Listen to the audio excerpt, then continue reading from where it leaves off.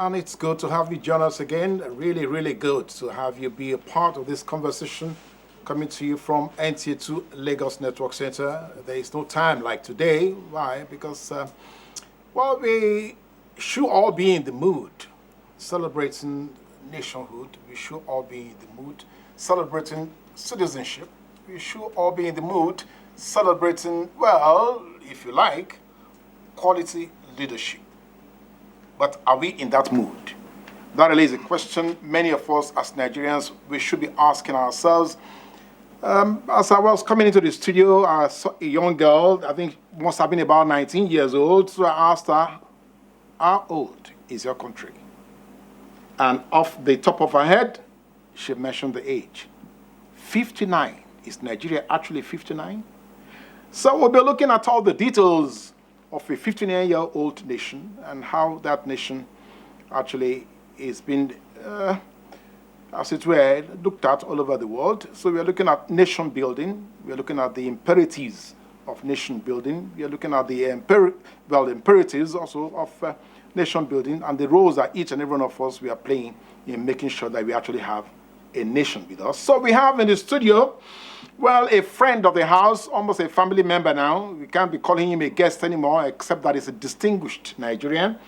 A man with a pastoral excellence, a man who also, by some standards, foreigners have actually looked at him and at conferences, at debates, at national dialogues. They have asked him to come and say a word or two. So my pleasure to welcome, to be a part of this conversation as we look at Nigeria today. The National Patron of Nigerian Union of Journalists, South-South Zone, and Chairman, Chief Executive Officer, Center for Peace, for Democracy and Development, Compassion. You're welcome to Close Flow. This is with us, Bishop Isong. You're welcome to Close Flow. Thank you so much. Okay, so before Bishop Isong, we continue to tell us, incidentally, I think I should point out the fact that he's dressed for the occasion. I am not dressed for the occasion. Maybe you need to do, so send me something to make me to be dressed for the occasion. He is dressed for the occasion, so we should address him as Mr. National Day. Then when we come back, we'll do that. Stay with us, and then we'll be back.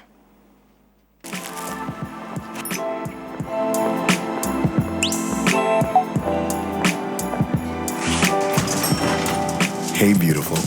Your eyes, your smile are all begging me to take you home tonight. Now reading page 3. Experience unlimited superfast internet access from Entel 4G. Entel. Live more.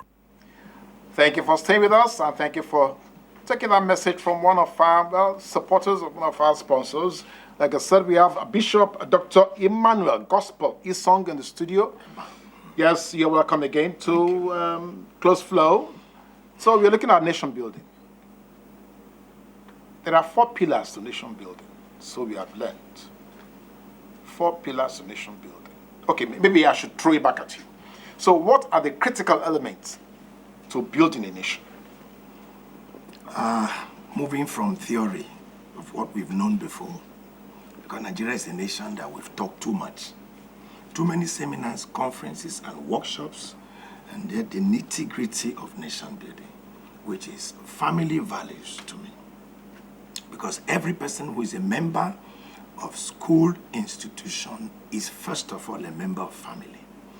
And secondly, of course, unity, because we have fragmentation of these different regions and languages of Nigeria, which is supposed to be our advantage. Supposed to be our strength. Our strength. Unity is stronger in diversity. To some people, it's become a weapon of nepotism and, of course, hypocrisy in politics. Then you have, of course, common value of infrastructure and development. You cannot have us live as animals in the nooks and crannies. We are human beings, and we deserve some respect to human rights, respect to rule of law. And without respect to basic rule of law, we are animals in the jungle. Even animals do have some respect in the jungle. They maintain some kind of order. All animals are equal. Even some are more equal than you. So they've got that. And of course, basic education. the people ruling Nigeria today are the people who were educated yesterday. And the people who are educating today are the people that rule Nigeria tomorrow. So if we begin to mess up in our educational structures, now Nigeria will never be Nigeria until the son of a poor man is in the same school with the son of a rich man. We will never be a nation. Which was what we had before. That's what I saw the governor, kudos to him, saw the governor of Kaduna State, took his son to a public school. Yes. People were criticizing, but I understand the body language he's trying to make. He must have been a beneficiary of a public school, and he's noticing that until the son of a poor man in Nigeria is in the same class with the son of a rich man, competing under the same educational environment, we will not go anywhere. You can't send all your children abroad, which I'm not against it, and then they come back. Okay, which road are they going to pass? Who is going to be his neighbor? Because your neighbors are as good as your safety and security. You are secured if your neighbors are secured. You are strong and peaceful if your neighbor is strong and peaceful. So I cannot jump to London, have a good school, wear my perfume, come back with my colors, and stay in a story building near 3 thatch houses who are threats to my safety and security. Okay, so so it is the education of my neighbor's children that will guarantee the education of my children. Now let's bring this. Let's find a way to funnel this into how this can now become a reality. Now, okay, you have given us the pillars. So how would those pillars become crystallized? How do they become activated? How do they become part of what each one of us can subscribe to? Where do we go to then? Are we looking at governance? Are we looking at government? Are we looking at fellowship? Are we looking at politics? How do we exactly get to see these things that you have said, these pillars, how do they become realities? That's a very vast question. It's like if the totality of this conversation has been built now. I believe that government has some responsibilities, but I do not believe that all onus is on the shoulders of government alone. Yes. Yeah, I do not believe that. I believe that citizens of Nigeria are part of the political and social and economic engineering to produce a new Nigeria. Please say that again. This is very, very critical. Citizens of Nigerians are part of the building team that will produce the new Nigeria. We cannot sit back, relax, and government will come and go, just like soldier in the barracks. Soldier comes, soldier goes, but the barracks remain. Nigeria is the barracks. And the government people are the soldiers. They will come and go, they have their regime. Nigerians should be tired of just sitting down, expecting, pointing fingers at government. I'm sorry, if government fails and Nigerians are made up their mind to have a great nation, we will have a great nation, because whoever is in government 3 years, 4 years, 4 years maximum. He's gone. No, 4 years maximum. He's gone. 3 years in reality. We were complaining during Gowon. We're complaining during Obasanjo. We complained during Abacha. We complained during Jonathan. We complained during Babangida. We complained during Buhari. So I think we should be tired at 59 to say, okay, wait. There will never be a perfect government. Even though there are responsibilities of government, and the major responsibility of government is protecting lives and properties and providing a social and equal environment that will make everyone Nigeria to thrive, fulfill his dream. That's what America is for now. America is just not a place. In fact, if you go to America, stay for 10 years, you may never hear about government, except to watch CNN. No, we will come to America. Yes, we will come to America, because that's the far end of the pole. Let's first deal with the ones that are, very close to us here. Okay, now you have said something very fundamental, which I'd like us to quickly find a way to position, and that is the responsibility of citizenship. So how are Nigerians taking up that responsibility? How are they occupying that space? That's why I was angry with people that used to say, pastors, stay away from politics, children, stay away from politics, youth, women, stay away from politics. When everybody stays away from politics, so whom do we have in politics? We have the monkeys and the baboons in politics. Every pastor, every Christian, every Muslim, every Nigerian, the youths should jump. Don't forget, the problem with the present political dispensation is that when the initial democracy started, you and I thought that this democracy would not last. Let us wait and see. We waited and saw product of the military. We waited and saw area boys who had been doing 419. They used their money and converted it to political achievement. Yes. And then today, you and I are complaining. Those guys went through Senate, they went through governorship, they went through all kinds of things, and they rule us, because when the majority good people keep quiet, the minority bad people will take rule over the system. And that's what my Bible says. It said when the wicked is in authority, people will suffer. But when the righteous is in authority, people will rejoice. I think the first step is that every person who is a stakeholder in the Nigerianization of this country, including babies, including children in school, should become part of the political process. But let me tell you something. Whoever rules you determines the road you pass, determines even the mosque or church building you are going to build. They are the makers of the law, the rulers and the movers of the society. So I should be conscious. Nigerians should be conscious who rules them. And then maybe back to the electorate. Yes. We should not sit back and think that the person going to a Senate or House of Rep or House of Assembly is going there just for his family. We can be part of the process that throws up our leaders. We should ask questions, and possibly, I want to even begin to see in this dispensation how we can recall senators, we recall representatives. Yes. There is process for recall, but it's like almost impossible in Nigeria. I don't know. I may be proof. I've not heard how many people have been recalled. Now, you know. again, now you have just thrown it back to the electorate now. Because if the electorate themselves are not educated about their responsibilities or the roles that they need to play in governance, therefore they are probably going to be, taken to the forest, as it were. Now, so let's come back to that. Now, some people say that without prior democratic experience, it might not be difficult, or it might be difficult to actually build a nation. Do you think that's our challenge here in Nigeria? Our democratic experience is very different from determination. Determination of the soul. With God, all things are possible. Nigerians are fed, tired, and sick of bad government. They're sick of bad leadership. And the Nigerian, that's why I'm coming to the studio. That's why those days I wouldn't talk to you. I'll be on the pulpit. I'll be behind the pulpit. I'll be praying and fasting for 40 days. I would like to break that fast and come out and then be part of throwing up suggestions, observations, and possibly contributions to what should be a national development.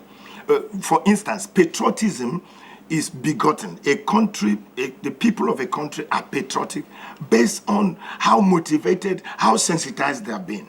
You cannot get people who are down in morale, who are hungry, to be patriotic. And angry. Angry, hungry, and devastated, hungry and tired. They cannot be patriotic.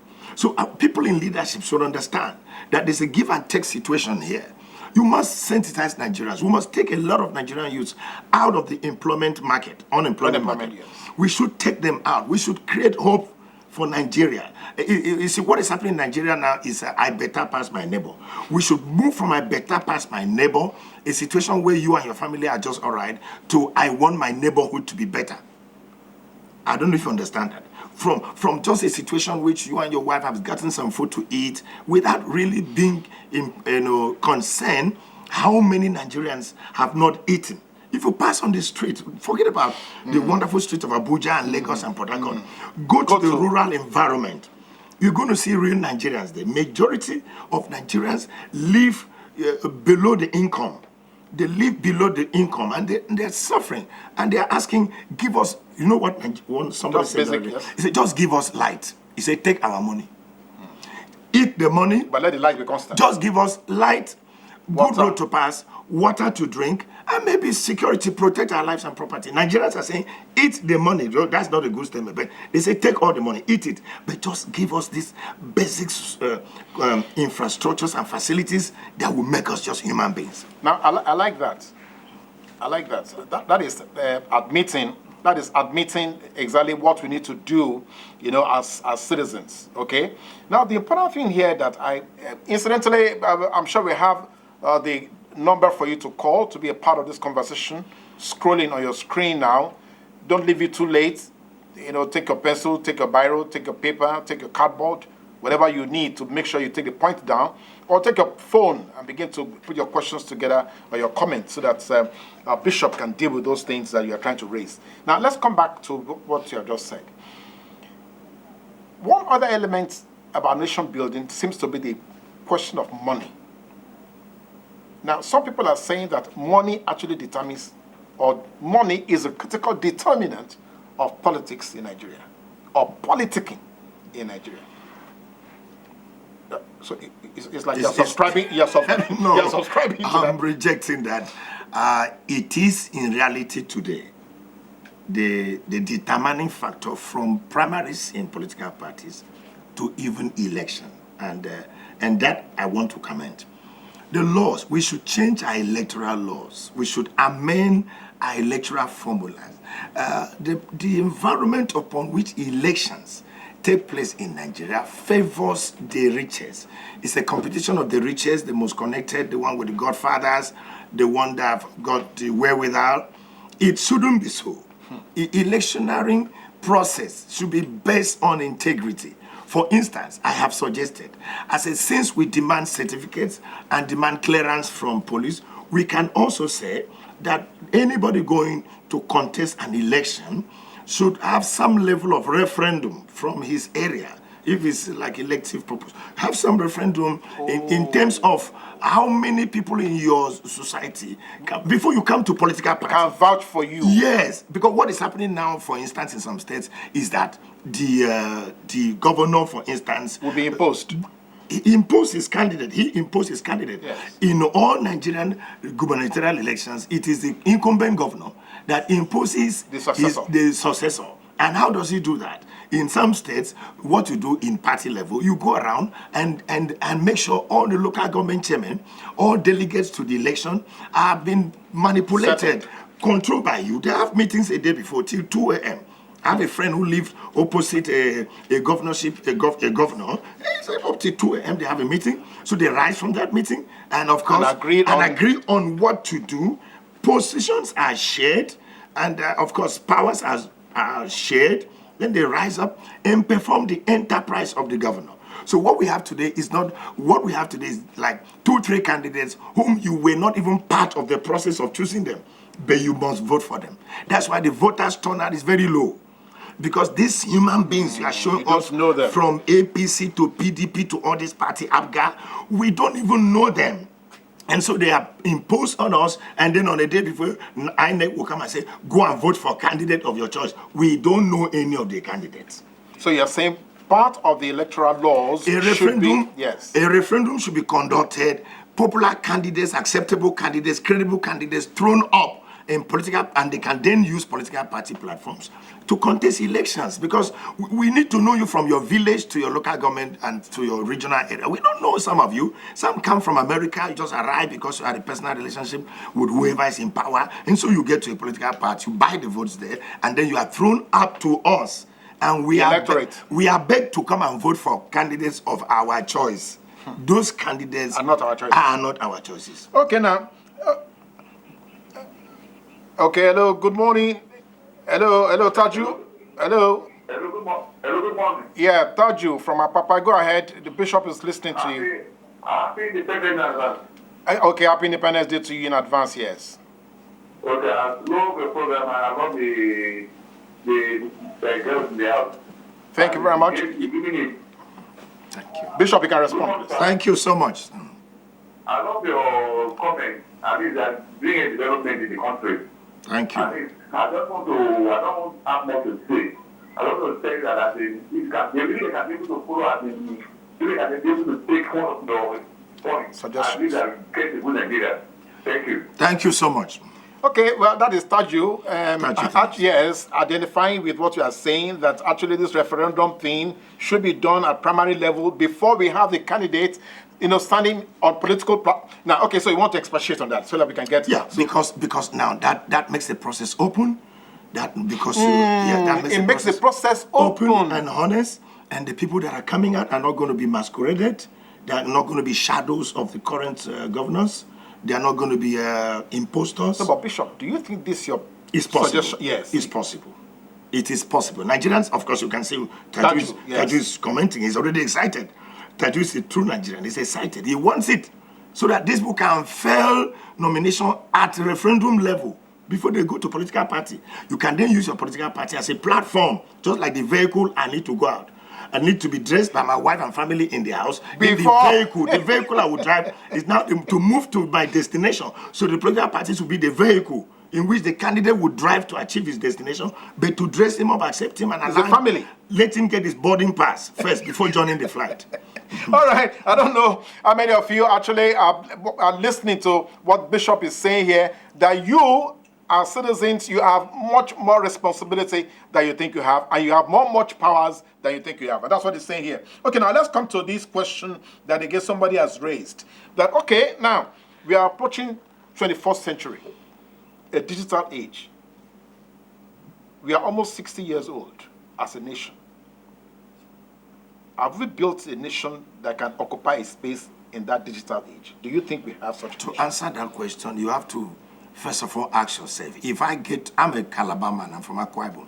If I get to Abeokuta or Borno State, Maiduguri, and I need to achieve something, will I be Nigerian enough in Maiduguri as a cross-river man or Akwa Ibom man? If you answer that question, then you know if we are built a nation. If we have not answered that question, we're still basing our contracts, relationships, and connections on the whims and caprices of tiny, minute villages and local government structure. For instance, the form you give me to fill, you first of all say local government of origin. So you begin to judge me based on my religion as a Muslim, as a Christian. You begin to judge Rather me than as a human. Judge me first as a Nigerian. We should wipe out that thing called certificate of origin and have a birth certificate. Yes. People are born, some people from Ogun State, they are born in Lagos. Lagos, yes. So they are Lagosians. Like I keep saying, I give it to Lagos State. For accepting that. Lagos State has been Demonstrated a that. model for me. Yeah. Because they have the Igbos and they have Yorubas and have houses in their political system. Sometimes you don't even know where somebody come from. He's made a commissioner, he's made a member of House of Reps. That can be practiced nationwide. We do not really accept each other. Can a Hausa man, a Fulani man, can he be comfortable in Owerri, contributing to national? Yes. Hillary Clinton contested election in New York. Yes. And won as a senator. But she's not from New York. No. So until Nigeria comes to a point, you can contest election in Akwa Ibom and win that election in Akwa Ibom State. Then I'm sorry, we have a long way to go. Okay, so you have reversed the coin now. The flip side of this coin, of this story you're giving to us now, is that in the minds of Nigerians, we really do not have a nation. We have a national boundary called Nigeria, in which we stay together for now, but we don't have a model nation that we can call our country. Yes. We do have that if we are playing football. If we are playing with Brazil, all of us will come National together. paraphernalia. Yes, we'll come together and we'll kick the ball. And I used to wonder, why is it that the Igbo man kicked the ball to Hausa man in the football? And the Hausa man accepted. And the Hausa man accept the ball and score. And they say Nigeria has won. But they come back together and they say, we are not brothers. We need a different place to stay. I'm not comfortable with you. Also, why is it in the National Assembly? Vice President Oshibanjo Yoruba man is sitting with Buhari, a Fulani man, and they're having a cup of tea. What is really the problem now in the market in Ajah market? What is the problem in the Ibadan market? Yes. What is making you more Yoruba and more Fulani than when the Vice President himself in the National Assembly, they are together, they sit together, they laugh together, but when once they leave that National Assembly, they become more tribal than Nigerian. In fact, most motions that people raise in the National Assembly are motions based to support their ethnic agenda. So we need more people in this, as we celebrate our 59th anniversary. We need more Nigerians who are more Nigerians than Igbos, than Akwa Ibom, than being Yoruba or Hausa. We need people who are Nigerian in thinking. We don't really have many of that. Well, somebody is offering a suggestion that probably we should employ artificial intelligence to begin to guide the thinking of Nigerians. That is, if we can implant in the brains of Nigerians or in the minds of Nigerians something to guide, to let you know this is of national interest, this will be of tribal cleavage. So don't go tribal way, go national. Do you think that will solve the problem? Let me give you an example. somebody steals money, Nigerian money, our common cake, you arrest him under the law. His people will say, you are arresting our man. Then I ask, then why don't we free all the armed robbers in your local government? Let's free them. Go to prison, free all the armed robbers from your local government. That's a point. The law should be blind. There's no, corruption does not have a religion and does not have a nationality. Corruption is corruption. But Nigerians are redefining it. They are redefining it. They bring emotions, tribal inclinations into corrupt practices. Because the person stealing your money is not only stealing your money, he's stealing the future of your generation, future of your family and children. My wife had an accident the other day on Calabar Road. A terrible accident. She almost died. And I went to somewhere, somebody I know in presidency. I said, why have they not done this road? He declared to me that road has been awarded several times from the 70s to the 80s. The road has been awarded several times. Today is a dead trap. Calabar Road is a dead trap. Yet it's under the Niger Delta. And money has been spent every time under the NDDC to repair that road. Contractors who are even some indigenes of those areas have gone away with the money and nobody cares. Now, my question is, so if my wife, God forbid, had died on that road, or if anybody wants to die on that road, do you ask him, where are you from? The accident does not ask you where you are from. If there's accident on a bad road, whether you are from that area or not, you die. So people should begin to look at a better part of this country. What the effect of corruption, for instance. Corruption has been the bane of all our social problems. 1 second. We have a call from Kogi. Tov from Kogi. Hello. This is Mr. Bob. Okay. I'm from Lokoja from Kogi. Hey, yeah, Lokoja, thank you for joining us. Happy Independence Day in advance. So, what's your story? I wish you the best. Thank you. I love that program. The way that Bishop is talking. It's a very nice program. Thank you. I want to ask the Bishop that what is the impact of all religious leaders in the country to make this country move forward? What is their impact? That's my only question I have for you. Thank you very much. Thank you very much. Have a great day. Thank you so much. Already we are pioneering with the support of the U.S. Department of States, and thanks to the U.S. Embassy in Lagos, we are pioneering what is called Religious Leaders Anti-Corruption Committee. And we've taken that fight to Ilorin, Calabar, Warri, Ibadan, many places. You have to redefine that. Yes. The Religious Leaders Anti-Corruption Committee, consisting of Islamic clerics and Christian clerics. We've come together. And the major focus of that committee is to change the narrative, change our messages. Because we notice that the pulpit is a very powerful place. Pulpit is almost more powerful than government house. Because no matter where people are from Mondays to Thursdays, Fridays they're in the mosque, and Sundays they're in the churches. So what the religious leaders teach or mention, emphasize, matters a lot. So we've changed our messages. Our messages are now against corruption, against people that carry the Bible and Quran to swear during their swearing in, and they swear with Quran and they swear with the Bible, and they go in and steal our common heritage. Bishop, so we are doing a lot on that. Bishop, I'm going to disturb you a bit, because some Nigerians are of the opinion that the religious representation is not complete without the traditional rulers. That actually, as a matter of fact, some people are saying that people should swear with their local deities. No problem. That the local deities are more powerful. No problem. Bishop, they can swear with their sword or with their own spirit. That's not even what I'm emphasizing. Yes. But for your interest, the religious leaders are part of what we are doing. The last one we did in Ilorin, the religious leaders within Warri, religious leaders within Calabar, the Didems and the Obons, they were there. They are part of what we are doing. But as to whether the local deities are more powerful, I don't think any of those stones and sticks are more powerful than the Almighty God. All right. Okay.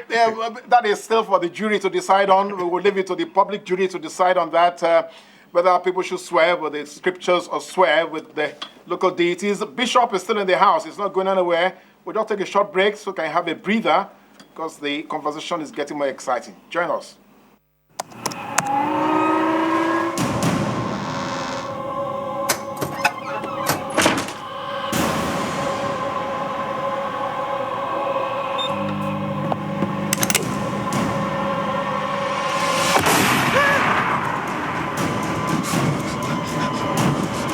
Experience unlimited super-fast internet access from Intel 4G.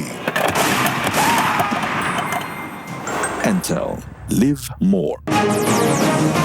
We must dilate the eyes. We look for if they have cataract, look at the back of their eyes. They have glaucoma. We do a full workup for them. You will remember a lot of our government should actually open their eyes, especially southwest of the state. We're going to be looking deeper than we ever looked in before to ensure that we close all the loopholes.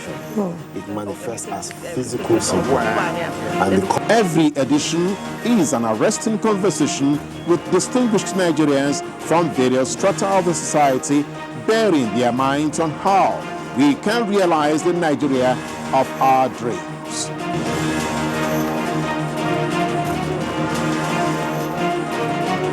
Join us live on Close Flow, Monday, every week here on NTA2 Lagos Network Center. Close Flow.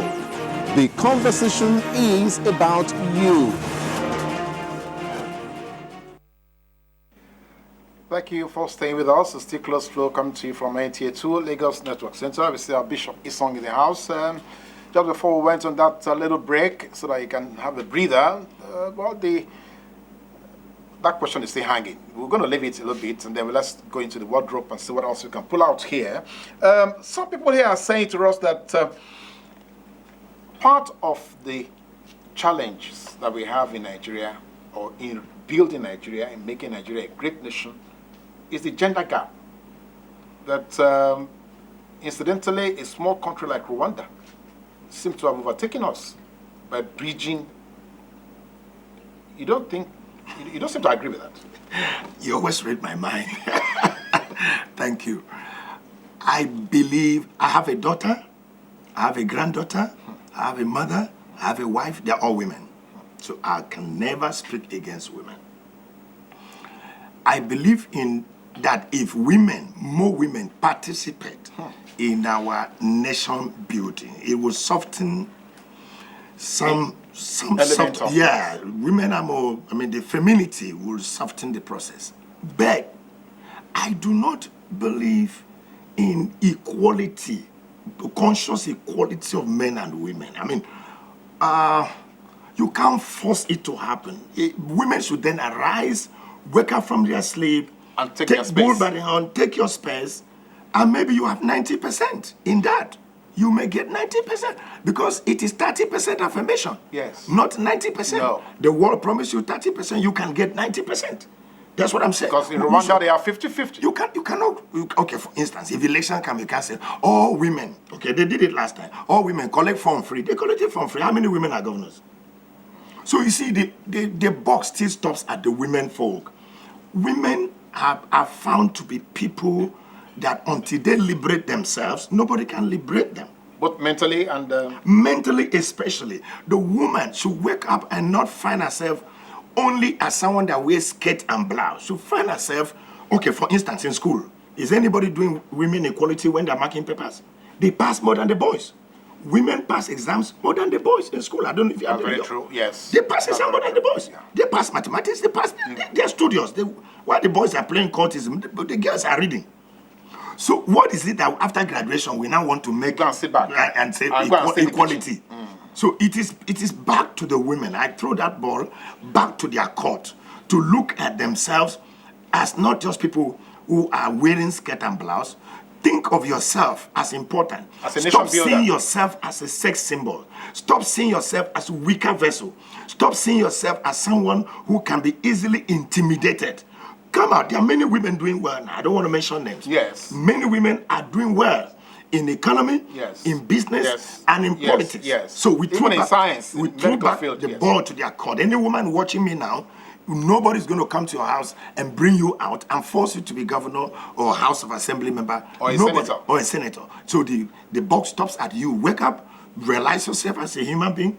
God created you. God made you in his own image. Therefore, wake up and take your destiny. Well, I like that. That's very encouraging for our women folk. But Bishop, are you not worried about the patriarchal structure of our society. In some part of Nigeria, this story will not fly. No, there's no particular structure of our society.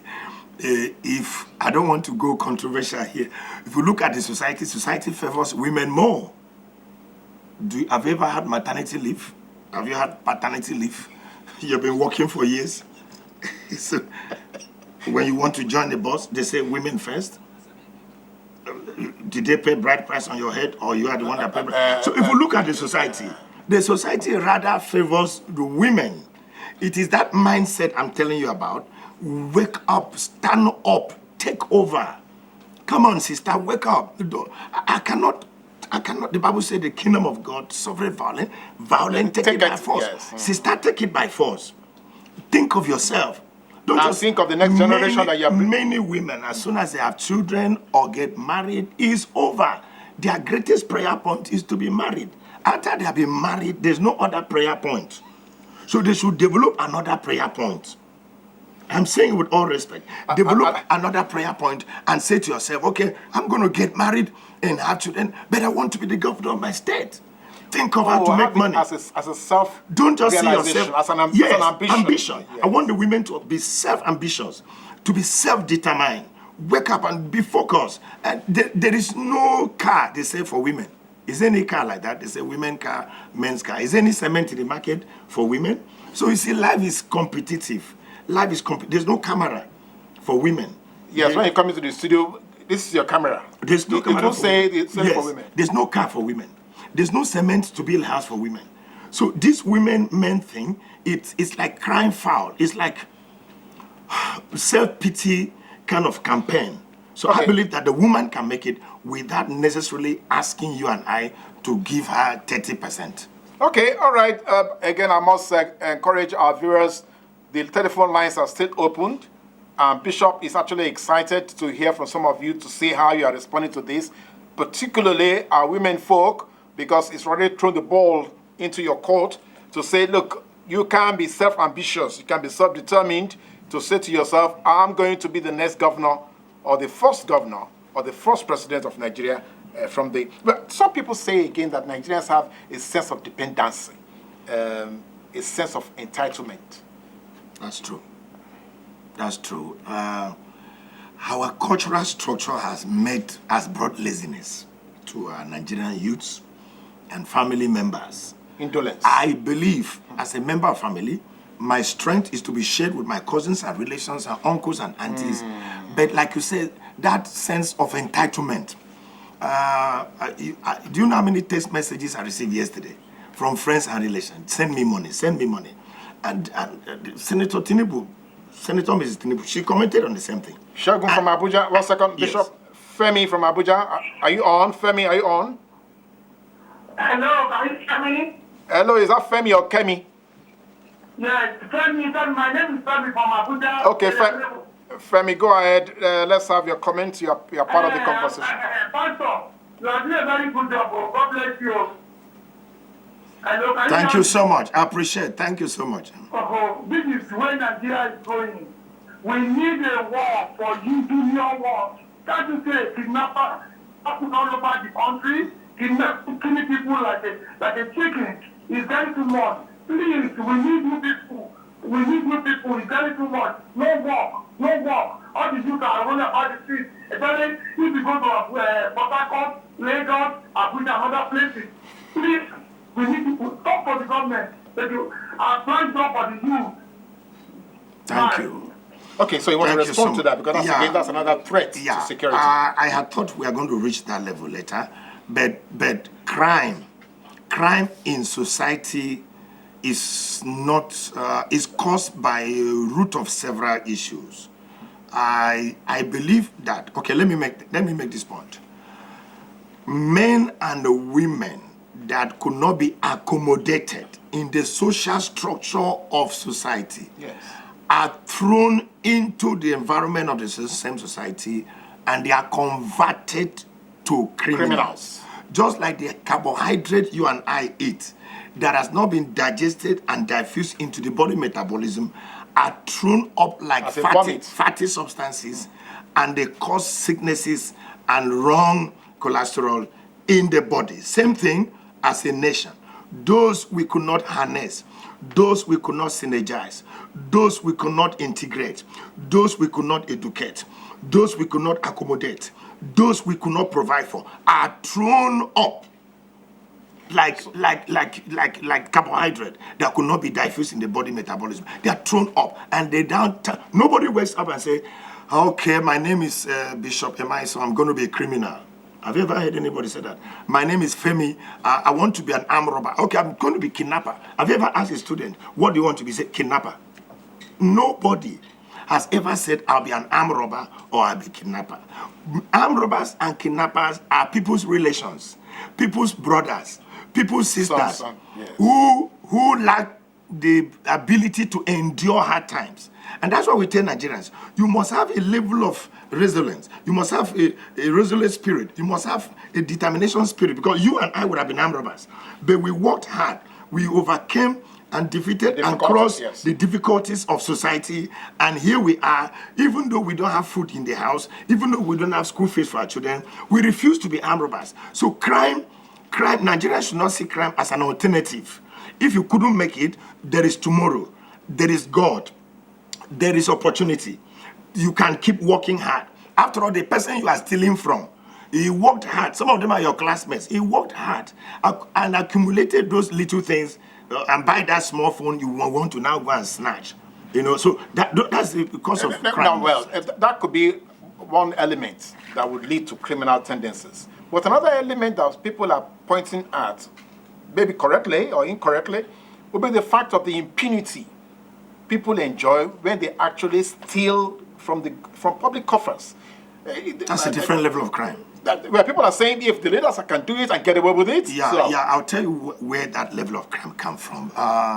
We celebrate people who have made money, drive big cars. Yes. We celebrate people who, for instance, the money that public servants steal, I'm sorry to say this, is because of the pressure peer groups and family members and society put on them. Yes.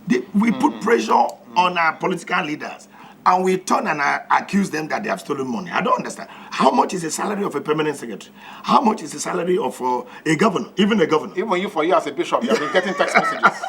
Yeah, I've been getting text messages of help me. So we put pressure, and then let me talk to our wives. Women, if you are watching this program and you're a wife, you are the one that caused your husband not to be criminal or to be criminal. It is a pressure your wife puts on you. Some women will say, leave this house, go and bring money. So the man has got to leave the house and go and bring money. In whatever guise. Somebody gave us a testimony in an anti-corruption crusade that she put pressure, a friend of hers, put pressure on the husband. The husband went one day and brought 500,000. She refused to touch. Because she know the husband's salary is not up to that. So where did you get that from? That's true. He said no. The man said no, spend the money. So after 2 days, she begged the man. I will know, because it could be blood money you're using me to sacrifice. Yes. The man now told her, I went to borrow it. Then she started spending and apologized to the man. The pressure your wife put on you and your sisters and your relations and your paramount ruler. As soon as somebody is appointed a commissioner or something, a federal minister, his paramount ruler, his relations from his local government, they go to pay him a visit. What is the discussion in that visit? The discussion is that, well done, it's now our turn, please know that you have only a short period here. Please do well, and we are waiting in the house. So you are left. The pressure starts from the day the announcement. That day of congratulation is where the wahala starts, according to Nigerians. That pressure on that man by his peer group and family, by his close relations, is what make him, he must steal to satisfy their whims and caprices. So you are saying that the way it is now, corruption has become systemic. Of course, and endemic.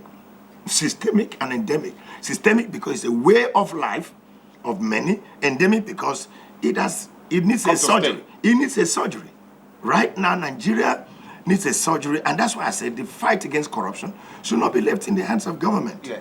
Because government, I'm sorry to say, government is only fighting financial corruption. How about personal corruption? How about family corruption? How about cultural corruption? How about religious corruption? How about religious corruption? How about other kinds of corruption? So right now, government is just focusing on the big monies, and they have forgotten to train the child in the way he should grow. And when he grows up, he will not depart from it. Okay. I believe that should be part of what we should do. Now, from the perspectives you have given to us so far, is there any optimism to the ideal of a nation like Nigeria? Is there optimism? Do we still have, or are we going to be held down by this argument for separation, this argument for this is not going to be, argument for no, let's go our different ways? Do you think we still have strong enough optimism for the ideal that should be in Nigeria? Let me answer your question in two parts. I'll start from the last one. If Nigeria divides into 20, if it's the will of God, after 2 years, it will divide into 40. And after another 2 years, it will divide into 60. Yes. There is no end. I'll give you an example. Okay, let's give the Igbos Biafra, for instance. For instance, if at all it works. The day we start Biafra, the Anambra man will fight against the Imo man. They know what I'm saying now. And before you know it, the Newi man will feel cheated by the Nwa man. Okay, let's give this state to the north. Let's divide the north. The Benue man and Plateau man and the Canoris, they will fight. Let's give to the Yorubas. Let's divide this country. Let's give Yorubas a country, a beautiful country, put fence around. You know, you are Yoruba man. You know the Abeokuta man. Yes. Inside Abeokuta, there will be problem that evening. So we are back to the table. We are back to the drawing board. If it were possible, my suggestion is, let's drop this small picture of Nigeria and pick a bigger picture of Nigeria, where religion and tribe will not hamper my progress in any part, where any Nigerian will have a house anywhere in this country and not be killed and not be slaughtered. What is making people restive and looking for other country is because we are thinking that if we get that other country, these things will not happen. But there's no guarantee. There's no guarantee. For instance, some of our brothers went and stoned Kweremadu, former Deputy Senate President. In a foreign land. Supposing it was they were national leaders, they were stoning their own brother. You are stoning your brother in another land, and you want to have a land you call your own. So we still carrying the same character. We are carrying the same character mentally. So we need to change our mentality and drop this smaller picture of Nigeria. I believe there's hope for this country. Nigeria can work if we all stop having one particular tribe owning this country. There should be fairness, equity, and justice in sharing national development. All the roads in Igbo land should be as developed as the road in Kano. And the people who are from Akwa Ibom should have enough privileges as the Yoruba people. And the Yoruba people should not be seen as a second tribe. They should be seen as a major tribe. You cannot maltreat people and expect them to come back. He that goes to equity must go with his hand clean. So that's the problem of our nation. Okay, now we so far, let's look at the celebration. Let's occupy the celebration, or let's come to the celebratory mood. So 59. That means Nigeria is a little bit older than you are. That's it. Now, so Bishop, from birth into this nation that we occupy, that we are trying so much to explain why we all should still belong here, and you are dressed in the national colors. So, what are we celebrating?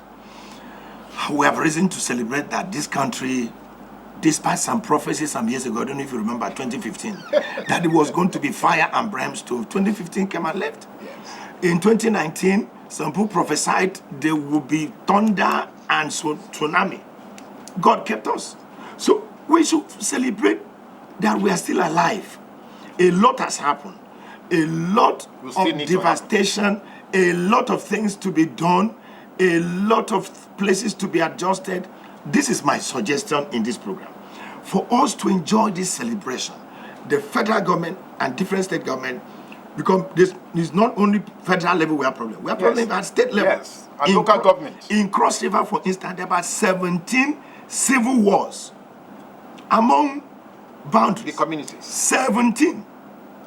They are worse in some other places. Benue, Yes, Taraba. yes. So we should think of a national reconciliation, reintegration, and rehabilitation. Let's run that again.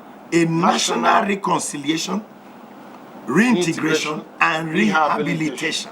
National, not just national. statewide. Yes. The government should have a catalog, a data of all places of violence and infractions, and set up a committee, not just National Boundary Commission. The National Boundary Commission have been overwhelmed. Yes. They should set up between Cross River and Akwa Ibom. There are things going on. Nobody's talking about it. Between Benue and Plateau, even Benue and Taraba. Yes. There are a lot of national issues going on in this country, even religious issues. I had told my Muslim brothers and my Christian brothers, no other religion should call members of another religion infidels. That is what is causing the macheting and killing. Boko Haram is a philosophical problem. Yes. People just wake up and feel that they should declare the entire country a caliphate, and nobody wants to talk about it. The Muslim leaders and the Christian leaders should teach their young ones that people of the other religion are not infidels. Because you kill people, because you call them infidels. I have right to believe. To my belief. Yes. I have right to my religion, to worship my God. If you think that your God is superior to my God, or your prophet is superior to my prophet, can you preach to me and convince me with your lifestyle? First. Convince me with your lifestyle. When I'm carrying Bible, carry your book, carry your other book. Yes. Don't bring machete, because if we all drop Bible and the other books and start using machete, it's civil war. So religious leaders should talk to their members. Do not see people of the other religion as your enemies. This country will move forward. Okay. Now, before we take a word again from you about how we're going to celebrate, some people have the opinion that, again, that is another national paraphernalia that we don't need. The Nigerians love to party. We just love to have good times. Well, you know, we're in Lagos. Here we say it's a go for show, but they say that has translated, or it has actually the 1st October celebration. Well, not just we are just always like that. We always like to celebrate. So when it comes to national issues, it is only what we celebrate that we remember. We don't remember what we need to do to get to celebrate. Yeah, I am one of those that believe that we should celebrate, but we celebrate with meaning, celebrate with purpose. For instance, the government is doing much in remembering heroes past. Yes. How about present heroes? The government should think of present heroes. Heroes in their different fields of endeavor. I told a friend of mine in one of the anti-corruption crusades, I said, why corruption has not been stemmed in Nigeria is because we only punish the corrupt and we have no incentive for those who are not corrupt. We don't celebrate them. The government should come out with strong national awards for people who have refused bribe, who have shown exemplary character, who have displayed integrity in offices, who have refused to pinch the national cake. There should be something to encourage them. I had mentioned that before. I'm from the Niger Delta. Some time ago during Yaradua, we gave money to those who dropped arms. Yes. And we gave nothing to those who did not carry arms. At all. I feel cheated. So I'm now like, oh, maybe I should have carried arms. But now I will be under amnesty. So the government should be thinking of that. It's really discouraging. Those who did not carry arms in the Niger Delta were not paid. But those who carried arms were compensated under amnesty. Billions of naira. That's a very bad way to handle crisis in a zone. We should nip things in the bud by handling issues holistically. Sometimes we just go on the fire brigade handling issues. Yes, I believe we should celebrate our independence, but all Nigerians should contribute to the progress of this country. Thank you so much. Thank you very much, Bishop Isong. Appreciate it. And we can't waste too many words. You can see that our bishop is a man of integrity, very articulate and very strongly opinionated man, telling us how we can actually, all of us, build this nation. If you don't participate, if you don't exercise, if you don't occupy your space, either you're a woman or you are a youth or you are whatever it is that you are in the environment, is asking you, take your space and stand by it, because that's how Nigeria can become one nation. Thank you for being with us. Join us again for another edition of the show. Thank you, Bishop. Always my pleasure. Thank you very much. Bye for now.